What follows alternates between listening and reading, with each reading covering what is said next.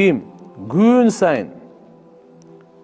sayın 24 saatin içinde 100 jolu La ilahe illallahul malikul haqqul mubin dep aytsa. Bir ayt koydu. La ilahe illallahul malikul haqqul mubin. Oңой эле. 100 жол айтканга аз эле убакыт кетет. Алла мага сизге бардык элибизге товфик берсин, үммөткө товфик берсин айтып жүргөнгө, күн сайын 100 айтып жүрсөңүзчү, буну кереметин угуңуз.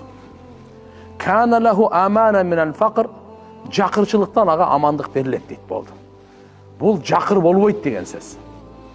Экинчиси, wa unsa min wahshatil qabr, кабырдын коркунучунанчы буга бейпилдик берилет экен, жочур кабайт экен да. Унс берилет. Кабырдын азабынан ага коркунуч болбойт. Үчүнчүсү, wastuftiha bihin ghina, ушул зикир менен буга байлык ачылат дейт. Байлыктын эшиги ачылат буга. Wastуqla bihi babul janna, жана бейиштин эшигин такылдатат дейт. Аллаху акбар. Жакырчылыктан амандык, кабырда коркунучтук жок. Байлыктын эшиги ачылып атса, бейиштин эшигин такылдатып атса. Ушул равилери риваят кылган кишилери бар го, өтө улуу, машалла, ушундай насабеда шарафат бийик болгондуктан аалымдар айтышкан, ушундай хадисти алганга Кытайга барсаң дагы аздык кылат деген. Жеңил деген. Ошончо кыйналып, машаккат көтөрсөң дагы депчи.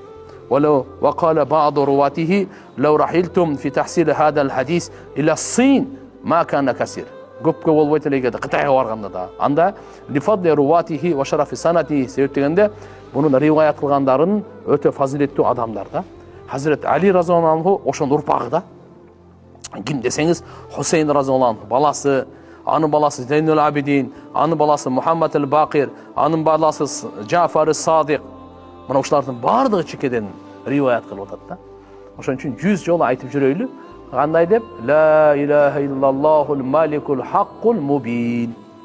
Дагы La ilaha illallahul malikul haqqul mubin. Тасбин айтып кармап айтып коюш керек да. Мен эртемен айтыңыз, унутуп калсаңыз, жумушка кетип атып айтып койсоңуз деле болот. Түштө деле айтып коюң, не түштөн кийин деле өтө жумуштар көп, ана мына кечинде үйгө келатып деле.